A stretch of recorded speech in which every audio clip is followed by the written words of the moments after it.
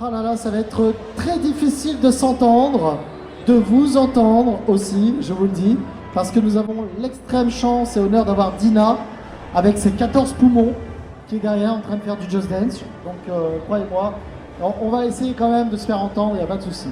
Bonjour à tous, Montpellier, comment ça va? Ça va? Je vous ai pas entendu, mais ça a l'air d'aller. Non, je t'ai entendu. Ça va super bien! Ah là là, qu'on appelle la sécurité, vite. Non, merci à tous d'être là, les amis, pour cette nouvelle édition de TGS Montpellier. On va ouvrir les hostilités et le bal des conférences avec cette conférence vidéaste. Avec moi, j'ai la chance d'avoir un panel vraiment de super vidéastes. Il y en a pour vous, vous les connaissez tous, je pense, à mon avis. Est-ce que vous les connaissez tous? Oui? Normalement, je vois là-bas, il y a Marie Palot là-bas. Je t'ai reconnu avec ton costume, Marie. Hein. Je te jure, tu as des airs de Marie Palot, je te promets. C'est un truc de ouf. Qui connaît tout le monde ici? Eh bien écoutez, on va faire un tour. Ça c'est bien, parce que franchement, ça me donne l'occasion de pouvoir commencer sur des petites questions lambda, qu'est-ce que vous faites, et autres. Donc ça va être assez cool. À mes côtés, j'ai le grand, le fantastique, vous le connaissez tous, Frigiel, il est là. Merci beaucoup. J'ai failli la faire, j'étais sûr que t'allais me la faire. Magnifique. Sylvano, comment ça va mon copain? Ça va et toi? Oui, ça va. Oui, on est à la maison là, Oui, tout à fait. Non mais content d'être là, merci à tous d'être venus. J'ai vu déjà certains visages que je reconnais qui étaient dans ma file ce matin, donc ça s'est bien passé, très content d'être là. À mes côtés, Tartin. Comment ça va? Tartin, toi, t'es un peu là. Tartin, il est 100% à la maison. Lui, il est venu à pied. Je vous promets, il est venu à pied, il est comme ça, il est arrivé. Bonjour, ça va bien se passer. Non mais Tartin, oui, j'ai envie de te dire, TGS Montpellier, même les salons de la région, tu fais un peu partie des meubles quand même, quoi. On doit régulièrement. Ça, alors c'est pas péjoratif ce que je suis en train de dire. Tu fais un peu partie des meubles, bon, tu fais un peu partie des meubles, bon. La table basse, c'est bon, ouais.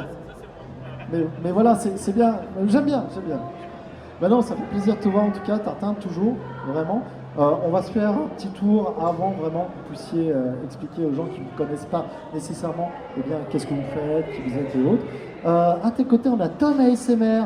Tom, comment ça va? Alors, tu as le micro juste là. Ah. Ça va, ça fonctionne. Je teste. Tom, bonjour à toi, c'est une première. C'est ça. Vous n'avez pas rencontré, alors, attends, Altean, je ne voulais pas vraiment balancer ton blaze en le déformant, donc Altean, c'est bien ça? Tom, Altean, je vois que Tom, Altean, vous faites de l'ASMR, tous les deux. Ouais. Vous le faites comme ça en duo ou vous êtes chacun de votre côté? Non, c'est vraiment. chacun notre chaîne en fait. D'accord. Vous avez déjà fait des duos ou pas? Bien sûr, ouais. Ouais. Ça se voit, ouais. On va en parler parce que moi ça m'intéresse. Je fais pas souvent de vidéastes. J'aime plus dire. Alors vous savez que c'est bête, mais à une époque, on disait beaucoup les youtubeurs et autres. Maintenant, je dis pas que c'est péjoratif, mais j'aime bien dire vidéaste. Je trouve que c'est quand même plus intéressant. Maintenant, je trouve que c'est beaucoup plus vaste parce que maintenant, il n'y a pas que YouTube. Il y a TikTok, effectivement. il y a Twitch. Oui. Bien sûr. Forcément, ça englobe Insta, ouais. Tu as un petit accent, Tom? Non? L'accent d'ici. Hein, Tu venais d'ici aussi? Ouais, Montpellier. Ok, d'accord. Montpellier, ouais. Ah, tu vois, on découvre. Ouais. Ah ouais, on va en parler. À tes côtés, donc, Altean. C'est ça, oui. Altean, comment ça va? Ça va super, merci. Altean, t'es d'ici aussi ou pas? Oui. Pareil, Montpellier et tout? Ouais. Ici c'est Marseille, non, ici c'est Montpellier, ok, d'accord. Écoute, je suis vraiment très heureux de vous avoir. Il y en a qu'un ici qui s'est extradé finalement, hein. Tu sais que ce matin avec Caral, on s'est dit, mais alors, on comprend pas la répartition. Et en fait, j'ai compris, ils ont mis ceux du Sud aujourd'hui et les autres demain. C'est ça la répartition. Je viens répondre à ma question parce que j'étais en train de me dire, mais il y a Cara, mais elle n'est pas avec nous, je comprends pas pourquoi. Altean, toi aussi, tu fais de l'ASMR? Exactement, principalement sur TikTok Ok. et en secondaire sur YouTube aussi. Et tu sais quoi? Garde le micro, Altean, on va commencer par toi. Justement, savoir un petit peu, on va faire un petit tour pour que vous puissiez vous présenter et savoir un petit peu ce que vous faites. Altean, donc tu fais de l'ASMR, vraiment spécialisé dans l'ASMR. Tu peux nous réexpliquer un petit peu qu'est-ce que c'est que l'ASMR? C'est ça. Alors moi je fais vraiment que de l'ASMR sur mes contenus Et l'ASMR, c'est une technique de relaxation auditive que vous avez déjà certainement entendu ou vu passer sur TikTok ou YouTube. Et on va vraiment relaxer les gens avec des vidéos pour les endormir le soir, mais aussi ça peut être pour la concentration, pour se détendre en pleine journée ou avec les examens aussi. Et du coup, ça va faire 4 ans sur YouTube. Alors j'ai commencé avec YouTube, donc 4 ans sur YouTube, et après ça fait 3 ans avec TikTok. Ok. Et on fait des lives pour endormir les gens de 22h à minuit, même plus tard. Donc Je sais on que est vraiment là. c'est quand même marrant, Altéane, parce que quand tu parles, tu dis on fait des lives pour endormir les gens. Est-ce que le principe, c'est pas qu'ils restent à regarder la vidéo, finalement? Parce que tu sais, si tu commences et qu'ils dorment, ah c'était super, mais j'ai pas tout vu en fait. Du coup, il reste et voilà. Mais ça va, ça c'est super. Donc tu ne fais que de la SMR. Tu es jamais allé vers le jeu vidéo ou peut-être Alors. d'autres originalités en tant que vidéaste. À un moment, avec Tom, on avait essayé de faire de l'ASMR gaming. Par Ouais. exemple, Minecraft. C'est très relaxant. Il y a des sons sur Minecraft qui est assez agréable. Ouais. Mais. On a le joueur de on a- Minecraft qui est ici. Ouais, là. c'est pour ça que je dis ça. Mais on n'est pas resté dessus finalement. On est Ouais. resté sur l'ASMR pure relaxation. Mais Ok. on avait essayé, ouais, un petit peu. Très bien, très bien. Merci. Tom, là on en sait un petit peu plus sur la SMR, la relaxation et tout et autres. Comment ça s'apprend? Moi c'est un truc qui m'a toujours, je vais être franc avec vous, ça m'a toujours intrigué parce que tu sais quand on parle de jeux vidéo, quand on traite de différents sujets d'actualité, il y a une recherche, il y a quelque chose, mais quand on fait de la SMR qui fait penser à de la relaxation, un peu du yoga, un peu toutes ces arts, shiatsu et autres, ça n'a rien à voir avec le massage bien sûr, mais je veux dire tout un art quand même de détente et autres. Est-ce que c'est quelque chose qui s'apprend? Est-ce qu'il y a, c'est con ce que je veux dire, mais des diplômes? Comment ça se passe en fait? L'appréhension de la SMR. Alors ça s'apprend bac plus 8 pour commencer, minimum. Non, en fait, l'ASMR, ce qui est chouette, c'est que c'est naturel. Ok. C'est-à-dire que nous, on fait de l'ASMR, on appelle ça ASMR, donc on va le provoquer, on va provoquer la relaxation. Mais en soi, les gens qui s'endorment devant leur télé, c'est de l'ASMR. Ok. Parce que si on éteint la télé, ça les réveille. Ouais. Donc, en C'est fait- le même principe que, par exemple, moi je sais que j'aime bien mettre des sons de pluie. Voilà, c'est Tu ça. sais, et être Exactement. comme ça, et d'un coup, quand tout s'arrête, tu fais Ouais. là, ça s'est arrêté, tu exactement vois, ça. alors que. En fait, la ASMR en soi, c'est inné et tout le monde en fait sans le savoir. En fait. Très bien. La musique, c'est de l'ASMR. Ok. On regarde la télé, on s'endort en écoutant. Tout ça, c'est de l'ASMR. Donc, ça existe depuis que l'homme est homme en soi. On n'a pas inventé, juste on va essayer de le provoquer, mais avec notre univers, on va dire. Vous voyez, l'ASMR pour vous, ça a explosé il y a combien de temps? Alors, moi, j'ai commencé, j'avais 11 ans. Très Donc, bien. à l'époque, c'était vraiment pas connu du tout en France. Je dirais que ça a commencé à être connu il y a 4 ans. Ouais, 2018, ouais, 4-5 ans. Ouais. Dans ces eaux-là, ouais. Un peu plus, Alterne, elle est plus dans les 10 ans, là, à peu près. T'as dit 2014, non 2014, l'ASMR. Moi, j'ai commencé à découvrir l'ASMR en 2014. Qu'est-ce qui vous a donné envie de faire de l'ASMR? C'est d'écouter des personnes qui faisaient de l'ASMR? C'est que vous étiez vous-même comme des clients de l'ASMR, des gens qui en consommaient? C'était assez agréable. Et du coup, je me suis dit, pourquoi pas en faire? Ouais. Puisqu'on en fait, pourquoi pas en faire? C'est pour ça qu'on- Est-ce qu'on peut monter le micro, s'il te plaît, de Tom? Parce que j'ai l'impression qu'il s'est un peu baissé. Vas-y. Ah, L'idée, c'est de pourquoi pas en faire, puisque je trouve ça très agréable. Ouais. Donc, je me suis dit, ben, pourquoi pas en faire tout simplement. Et c'est pour ça que c'est venu de là. alors, Alterne, ouais. Alors, de base, j'en ai écouté parce que j'étais très stressée. Je suis quelqu'un d'assez stressé. Ouais. Et sans avoir écouté de l'ASMR, je serais pas là aujourd'hui à être capable d'être en conférence C'est avec vrai vous. Ah oui, impossible. Ça t'a pour moi. beaucoup aidé? Ah, énormément. Ok. Et du coup, vu que ça m'a aidé, je me suis dit à mon tour, je vais créer ma chaîne et je vais essayer d'accompagner les personnes qui souffrent d'anxiété aussi comme moi. Voilà. C'est intéressant parce que, est-ce que les vertus de l'ASMR sont reconnues? Il y a quelque chose vraiment à côté ou pas? Oui, il y a eu des recherches scientifiques, bon, c'est encore en cours, mais en gros, ça stimule le cerveau et ça sécrète. Alors, je saurais pas dire exactement, mais. De quoi? L'oxytocine, c'est le mot. L'oxytocine. Se détendre, tout ça. Ok, très bien.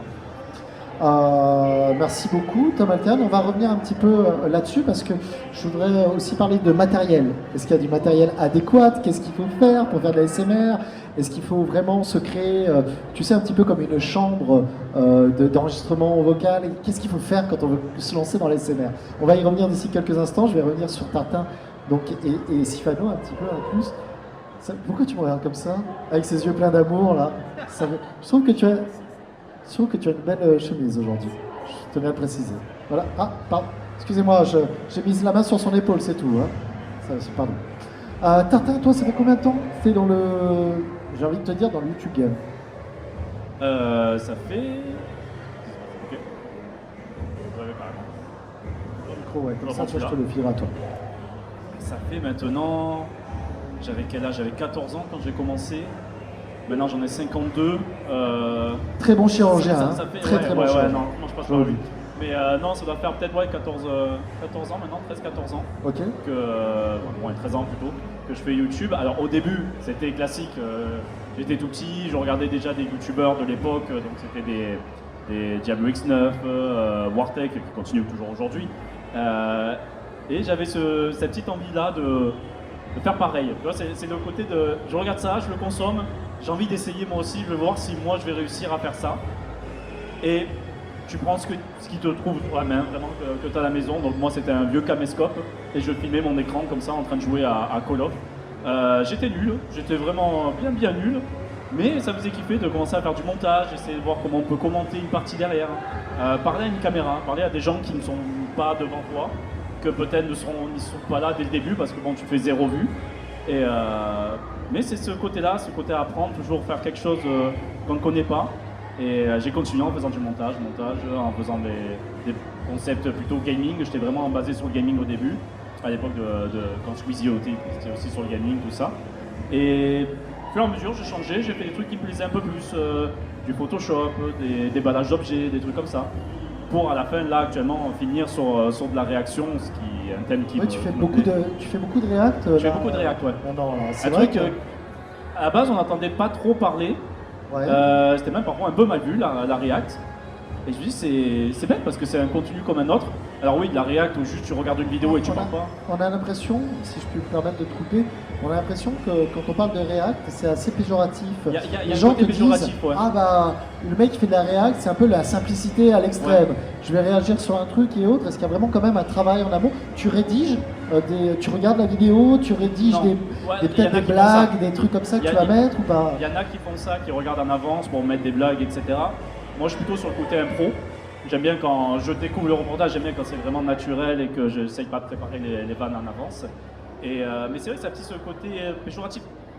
Je veux dire, c'est quand même c'est plus simple que de faire un concept à des milliers d'euros avec des pleins de caméras et tout.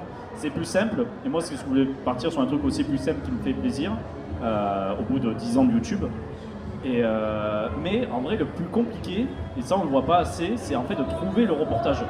Parce qu'en fait, sur YouTube, maintenant, on a un magnifique robot depuis des années. Hein. On a un magnifique robot que s'il trouve une similitude entre un reportage et ta vidéo, hop, la vidéo est supprimée, bloquée, démonétisée, tout ce que vous voulez. En fait, tu as créé du contenu pour rien du tout.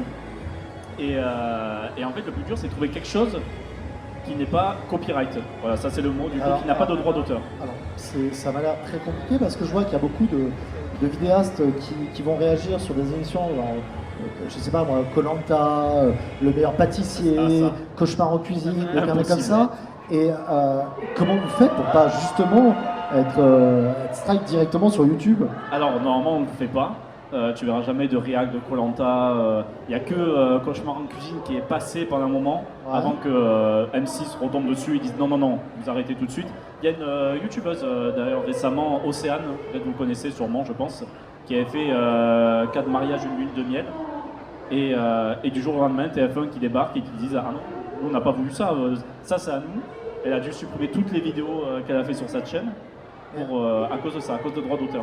Ce qui est normal d'un côté. Alors c'est normal, mais c'est un peu paradoxal quand même.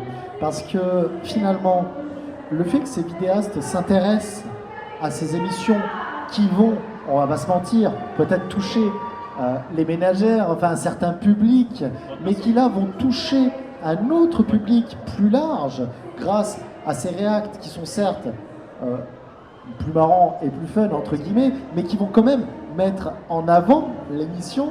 C'est On ça. comprend pas du tout pourquoi ces chaînes disclaiment un peu tout ça. Je pense qu'il y a un petit côté aussi où parfois ça fait un peu plus de... Alors, pas sur le moment même, pas sur le direct, mais un peu plus d'audience que sur leur émission de base. Ah, tu penses que réellement c'est... S'ils Alors, remettent l'émission aujourd'hui, si c'est une émission qui date d'il y a un petit moment, un tellement vrai ou un truc comme ça, ils vont se dire attends, ça marche un peu mieux chez lui que chez moi, ça me plaît pas trop. J'ai l'impression qu'il y a ça, et il y a aussi les droits d'auteur de télé, de tout ça, qui sont très...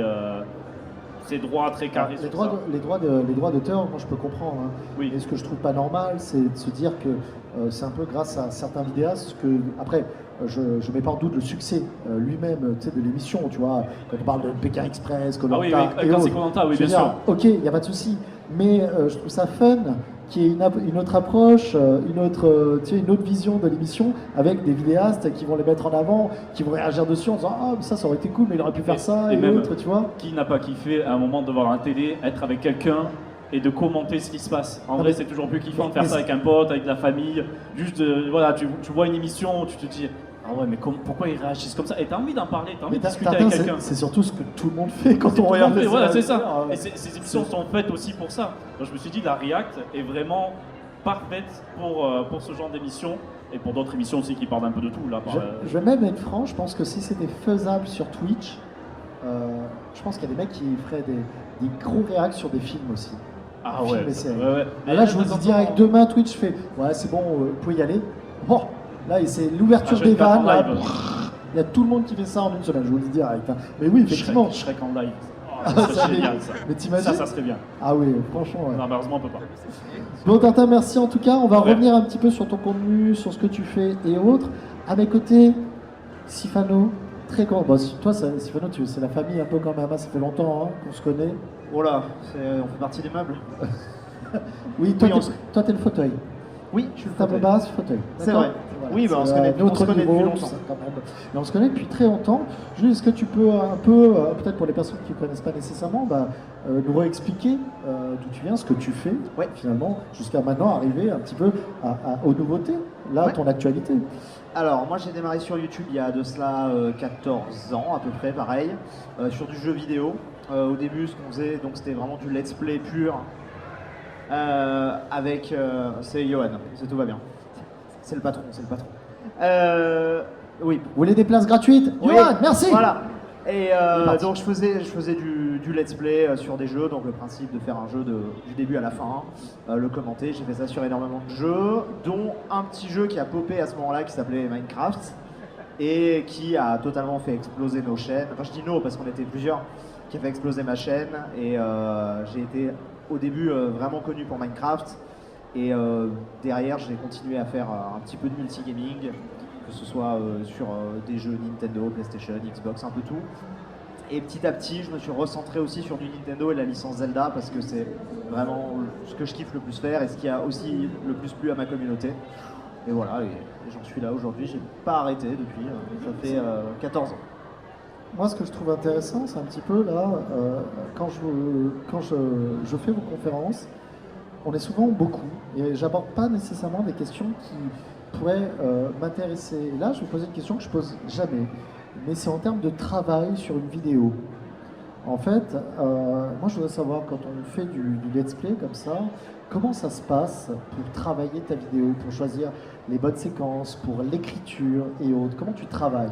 Moi, je voudrais comprendre un peu vos méthodologies, justement, de travailler en tant que vidéaste. Je vous passerai le micro à chacun pour vous m'expliquer un petit peu comment vous travaillez, justement. Alors moi sur mes vidéos, ça dépend des vidéos, vu que j'ai beaucoup de formats différents. Le let's play pur jus, comme on l'entend, c'est clairement pas le format le plus long. Parce que tu lances ton jeu, tu joues 1 heure et tu diffuses globalement 50 minutes, tu cut. Voilà, ça c'est le let's play de base. Après, tu as tout ce qui est, par exemple, ce que tu vas enregistrer en live et que tu vas rediffuser sous une forme de best-of. Là, tu as beaucoup plus de travail de montage. Après, de mon côté, maintenant, je me suis aussi un petit peu lancé dans l'actu. Je parle aussi d'actualité jeux vidéo. L'actualité jeux vidéo. Donc là, tu as tout un travail d'écriture en amont, de recherche, de ce, Ouais. de ce dont tu veux parler. Vérifier tes sources aussi, parce que des fois, tu as beaucoup de trucs faux. Ça dépend vraiment des contenus. Puis après, un stream, c'est le temps du stream. Donc il y a des trucs, ça va me prendre 2 heures, et il y a des trucs, ça va me prendre 5 jours, en fait. Ça dépend vraiment. D'accord. Ouais, ça dépend vraiment des contenus. En termes de lancement de vidéos, Ouais. tu lances combien de vidéos par semaine? En ce moment, je suis à entre 3 et 5, à peu près. C'est énorme. C'est presque Ouais. en ratio une vidéo par jour, quoi. Ouais. Bon, à une époque, je faisais beaucoup plus, mais C'est vrai? à une époque, j'étais à 3 par jour. Ouais. Mais c'était voilà, full let's play, donc c'était assez rapide. C'est énorme quand même, les gars. À l'époque, j'en faisais 10 par jour. Et Ouais, alors, ouais, non, mais ouais. ça va. J'ai une belle vie, tout va bien, je Ah, dors. ouais. Bah, justement, non, en vrai, c'était la période où j'avais 0 temps libre en fait. Donc c'était un peu compliqué. Donc maintenant, j'ai pas mal réduit, mais ouais, je suis à entre 3 et 5 par semaine à peu près. Ok. Ça dépend des Tu semaines. as remarqué, toi, on a la chance d'avoir un vidéaste comme toi qui a évolué Ouais. aussi. Ça veut dire qu'au fur et à mesure des 14 années de YouTube, tu es allé sur plein de projets et autres. Est-ce que tu as vu une évolution de la communauté? Tu as vu une évolution par rapport à ce que tu faisais ou pas? Oui, clairement. Bah déjà, moi au début, j'avais beaucoup de jeunes qui me suivaient. Pendant longtemps, j'ai été catégorisé de. C'était pas grave, hein, mais j'ai été catégorisé de youtubeur pour enfants. Parce que je faisais beaucoup de Minecraft, de jeux Mario, Pokémon, voilà. Et en fait, je le vois maintenant en convention, la plupart des gens qui me suivent, maintenant, ils ont grandi. C'est des lycéens, voire plus. Donc j'ai aussi ma communauté qui a grandi avec moi, le contenu que j'ai fait qui a grandi aussi. Moi qui ai évolué forcément, donc je fais des contenus un peu différents. Je pense que mon ton est différent aussi. Donc j'ai senti une évolution. Et la grosse évolution que j'ai sentie sur le contenu même, c'est qu'en fait, le let's play, aujourd'hui, se fait beaucoup en live. Là où avant, d'un jeu sortait, j'allais le faire en vidéo. Avec l'arrivée de Twitch et des lives, bah avant tu pouvais prendre. Moi, le truc typique que je dis souvent, c'est avant j'allais te faire un jeu pendant 2 mois sur ma chaîne. Et en fait aujourd'hui c'est plus forcément possible parce qu'en un week-end, t'as tel streamer à côté qui l'a poncé quoi. Et donc les gens vont, vu qu'ils attendent la suite, ils vont voir en live et tout. Donc c'est une autre manière de J'ai l'impression consommer. d'être original quand il y a une sortie d'un nouveau jeu. Ah, On a l'impression que ça s'appelle ouais. la course contre la montre. Se dire bon bah alors Oui. qui va le faire en premier, qui va sortir une vidéo en premier. Moi j'ai C'est un peu ce problème. ressenti là. Ouais, c'est un peu le problème. Ça a toujours été le cas, mais depuis qu'il y a le stream, ouais, il faut et puis il faut vraiment être là day one si tu veux faire ton truc. Après, ça dépend des jeux. Tu vois, moi, par exemple, sur Zelda, par exemple, vu que Toi t'es un peu pro Nintendo quand même. ouais, de plus en plus. ouais. Mais de plus en plus, parce que c'est ce qui me plaît le plus, c'est ce qui a le plus plu aussi à ma commu. Et il y a des jeux comme ça où je sais que les gens vont m'attendre. Le dernier Zelda, tu vois, je sais que je pouvais prendre le temps que je voulais et les gens le suivaient. Ouais. Mais t'as des jeux, effectivement, si t'es pas là day one, en fait, les gens veulent voir à quoi ressemble le jeu pour se faire un avis et se l'acheter. Donc en fait, ouais, si tu le fais pas le jour J, 2 semaines après, les gens l'auront vu. Donc voilà. Merci Julien. De rien. Je vous parlais de méthodologie de travail. On va faire un petit tour de table. C'est le tien ça? Pour savoir un petit peu, justement, Tartin, toi, comment tu travailles, comment tu écris, ouais. à quel rythme tu sors tes vidéos et surtout, on a amorcé quelque chose il y a quelques secondes. On parlait de Twitch. Est-ce que c'est une plateforme qui vous intéresse aussi bien pour le contenu que vous allez faire par rapport à YouTube, mais aussi peut-être pour de l'originalité, pour faire autre chose qui pourrait être intéressant? Alors pour ma part, pour revenir sur le fait de travailler, comme je t'ai dit, le plus long c'est de trouver en vrai le reportage. Le reportage qui passe, qui soit drôle. Je vais pas faire des vidéos sur de la guerre ou sur la famine, c'est pas très drôle. Donc faut que je trouve un bon thème, une bonne vidéo. Et j'essaye un peu à passer un peu partout sur la vidéo pour trouver le contenu, si ok ça passe ou ok non ça passe pas, c'est pas drôle ou c'est pas intéressant. Et après j'essaye de faire une liste, j'essaye de les répartir un peu sur des live Twitch. Et pour revenir du coup, moi je suis passé maintenant sur Twitch. Je fais des vidéos sur Très YouTube, bien, ça très ok. bien. Mais on va dire mes tournages, ça se passe sur Twitch. Donc en fait, oui, c'est plus simple. On récupère la vidéo de Twitch Voilà, c'est ça. en amont. On Alors, peut faire un petit mix, on peut faire un petit montage quand même dessus. Ça, j'ai pas envie que ça soit un best-of, tu vois, Ouais, ça sera ouais. plus c'est comme une vidéo avec une intro, Ok, c'est une vidéo. ok. Sauf qu'il y a un chat en direct en plus. Et ça change tout, je trouve. C'est vrai? Avoir vraiment, parce que quand on tourne des vidéos, bah souvent voilà, on est seul à la caméra, on essaye de s'adresser à d'autres personnes qui ne sont pas là. Donc, du coup, c'est un peu compliqué à se lancer, se dire bon allez, heureusement il y a un peu de montage ou pas derrière. C'est difficile de se lancer et j'ai l'impression que Twitch c'est un bon entraînement pour se dire de toute façon c'est en direct. Peu importe ce que tu fais, si tu te rates, si tu bafouilles, si tu fais n'importe quoi, c'est en direct. Essaye de jouer sur ça, essaye vraiment de t'habituer et ça devient de plus naturel, je trouve, que vraiment parler à une caméra et se dire bon de toute façon là je cutterai, c'est pas grave. En fait, d'un autre côté, on est sûr que ça va devenir plus naturel, puisque tu es dans le cadre chez toi, t'as pas d'écriture, Oui, c'est que c'est de l'impro. spontané, Voilà. c'est vraiment une réaction, il y a pas de, tu ne joues pas ta réaction. C'est vraiment ta réaction qui vient comme ça en disant C'est ah ce bah que non, j'essaye mais de ça, max- c'est- oui, oui, mais voilà. je pense Sinon, que en vrai, sinon ça se voit. c'est naturel. C'est bizarre. C'est beaucoup non. plus naturel. Voilà, il faut que ça soit effectivement. naturel, il faut que ça soit spontané, comme tu dis. Les gens Et, disent que. Beaucoup disent que, je te disais en amont, que c'est la simplicité de faire ça. Mais moi, pour être host sur scène, pour faire les interviews des comédiens américains et autres, je trouve que improviser et même pouvoir parler, pouvoir réagir sur les choses, De tous les je trouve sujets, que ouais. c'est un sport qui est assez difficile. Ah ouais, ouais. Est-ce que Toi, tu confirmes? Ah ouais, mais toi tu serais très bon en React. Trouver vraiment, savoir Ouais. quoi parler, parce que forcément quand on regarde le reportage, il peut se passer n'importe quoi, et tu vas essayer au moins, même toi, d'essayer de dire quelque chose. Et ça, j'avoue que c'est pas facile. Ça s'apprend, je suis pas à un très bon niveau. Ouais. C'est pour ça que j'essaye de faire un maximum de live, un maximum de vidéos pour vraiment m'entraîner sur ça. Et il y en a qui arrivent super bien, qui pourraient te parler pendant des heures juste avec un thème. Mais j'avoue que c'est très compliqué. Plusieurs fois, je me retrouve à dire, j'ai pas grand chose à dire là sur le moment, sur le sujet. Et voilà, faut avoir de la Tu sais que ça me plairait de venir faire un react avec toi? Bah ouais, ça peut être marrant. Franchement, ça me plairait de venir là. Il va parler tout le long, non, en fait non. En fait, non, finalement, il va pas venir. Il y aura que ta voix tout le long. Eh, bienvenue sur la chaîne de Dark Frédéric. Ça va être sympa. Non, mais carrément. Moi, je trouve que c'est vraiment quelque chose qui est pas facile du tout. L'improvisation, croyez-moi, je vous le dis, j'ai fait plusieurs plateaux où d'un coup, tu avais des prompteurs qui s'arrêtaient, où on avait des problèmes techniques et il fallait réagir dessus. Croyez-moi que. Surtout en live. Et ça, n'importe qui, peu importe, c'est pas les réacts, des trucs comme ça. Je pense même le live en règle générale, c'est de l'impro. Tu dois improviser pendant 2-3 heures, parfois 5 heures. De toute façon, le naturel marche toujours. Hein, Ouais, ça, voilà, y a faut pas de être souci. soi-même. Tintin, tu sors combien de vidéos, toi? J'essaye une par semaine. Une par semaine. Ouais, une C'est par suffisant pour toi? Oui. C'est suffisant pour l'algorithme pour créer la demande? J'ai l'impression que l'algorithme aimerait un peu plus, un tous les 5 jours, on va dire, ça serait le must pour moi. Mais voilà, le problème c'est qu'il n'y a pas beaucoup de vidéos à React sur YouTube, du moins qui ne sont pas super protégées. Ouais. Donc c'est plus difficile de trouver quelque chose. Mais j'essaye au moins une par semaine. Ok. Très Après bien. c'est quand j'en ai envie. Très bien, ça marche. Tom Altean, Altean, c'est bien ça. Putain, à chaque fois j'ai peur de dire de la merde. Tom Altean, il y a 2 secondes, enfin il y a quelques minutes, je vous parlais du matériel. Est-ce qu'il y a un matériel adéquat quand on veut faire de l'ASMR?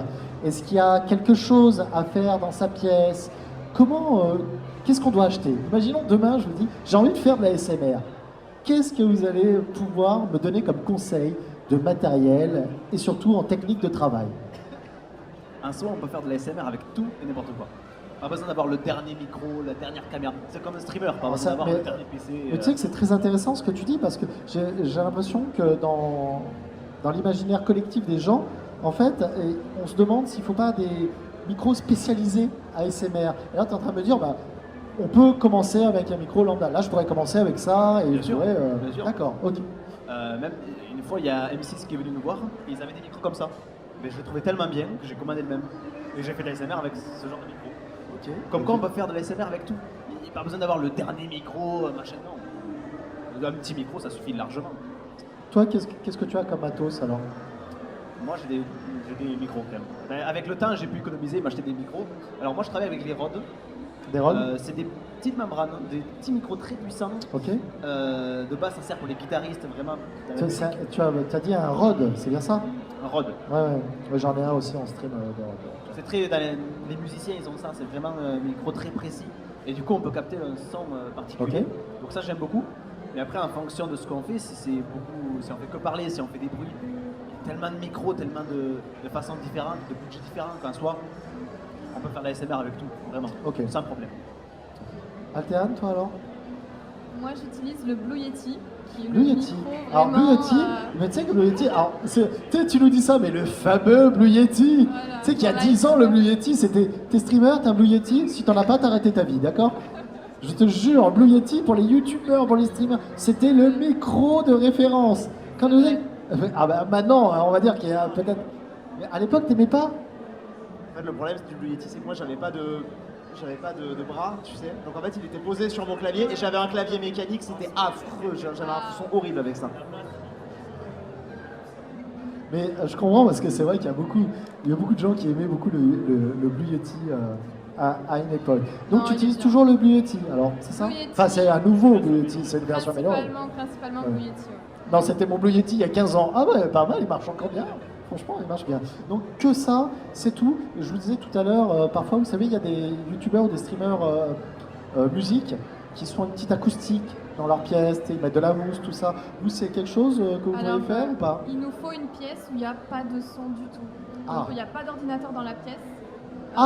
Vraiment, Tu vois que c'est intéressant alors. Il n'y a Pas- pas d'ordinateur dans la pas pièce. il y a le bruit de la ventilation de l'ordinateur qu'on entend finalement. Ok. Attends, Non, vas-y, on a- tu veux faire mon boulot? Ok, pas de souci. En fait, on n'a pas besoin d'ordinateur pour enregistrer nos vidéos. On a juste la caméra. Ah non, le micro est relié directement à la caméra, c'est à ça? la caméra Ah, donc ou, vous posez ou la un- caméra, le micro relié. ou la carte son. Ah, voilà. je pensais qu'il y avait vraiment un traitement derrière ou vraiment c'était l'ordi qui enregistrait. Alors en post-prod, on traite le son, mais du coup, on va sur l'ordinateur qui est dans une autre pièce. Ok, super intéressant. Voilà. Ouais, d'ailleurs, pour revenir sur les micros, aussi, je vais faire son travail, hein, donc, il travaille plus. Mais pour revenir sur les micros, en vrai, je me disais ça. En vrai, t'as même pas besoin d'avoir le meilleur micro, le plus précis ou quoi. Non. Il y en a qui enregistrent avec leur micro-ondes et ça passe très bien, quoi. C'est le son. Et en fait, ça dépend un peu de la sensation qu'ont les gens, je pense. Ça peut être le micro des écouteurs ou quoi, Bah, en fait- et c'est tout aussi kiffant Oui, c'est qu'un ça. micro à 6 000 €. Quoi. C'est ça aussi. Plus on est proche des gens, Je vais avec t'apprendre la caméra, les mieux ficelles du c'est. métier, Tintin. Je pense qu'il y a quelque chose là. Je vais venir faire des réacts sur ta chaîne, tu vas voir. On va se faire des petits trucs. Tom, Alterne, moi j'ai une question.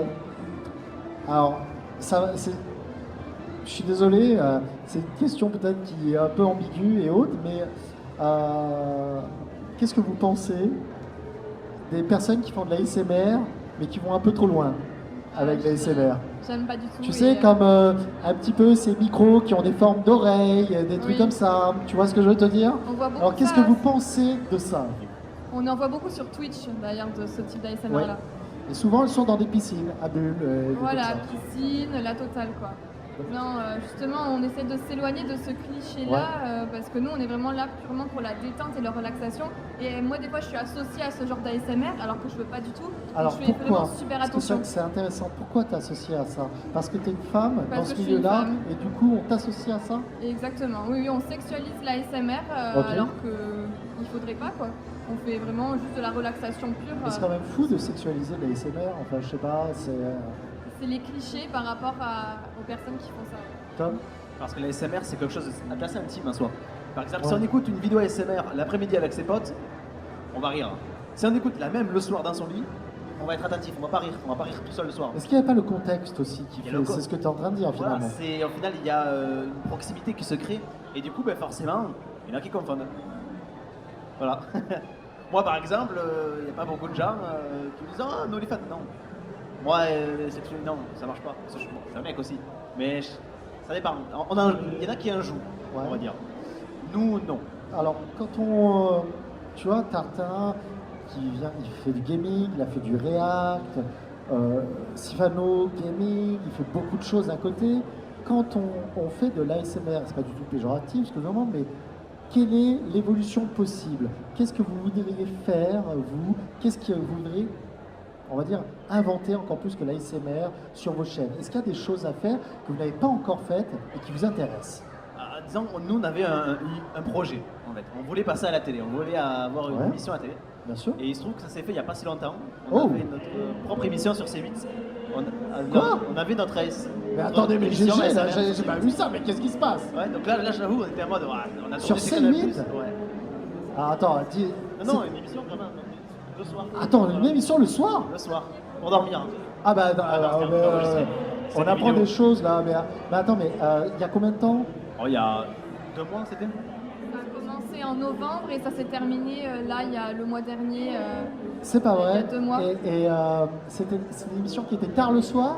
Tard le soir, c'est Ouais. ça, et c'est la première fois que l'ASMR est diffusée à la télévision. Et alors, Et on en fait partie. quel était le concept? Qu'est-ce que vous faisiez alors? Pareil, vous faisiez que de la ASMR? Ils ont repris J'étais même là. nos décors, ils ont pris nos décors en photo, ils l'ont mis en fond vert. Faire comme si on était en vidéo YouTube, donc on a refait la même chose mais à la télévision. Mais c'est super ça. On a tourné dans les studios de Vous Canal+. savez, alors, vous savez que moi je suis un vieux et ça me rappelle.